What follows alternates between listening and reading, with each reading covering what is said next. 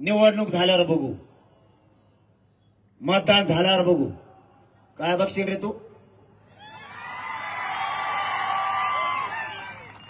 त्या मराठ्यांना या संभाजीनगर मधून आवाहन करतोय आणि याच्या अगोदर मी 6 दिवसापूर्वी केलाय.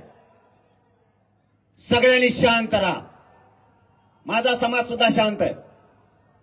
काय चुका करतायत कोण बघू. 1 महिनाभर शांत राहा. काही जण म्हणले निवडणूक झाल्यावर बघू, मतदान झाल्यावर बघू.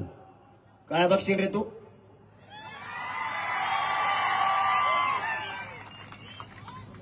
तरी पण मराठ्यांनी शांत राहा.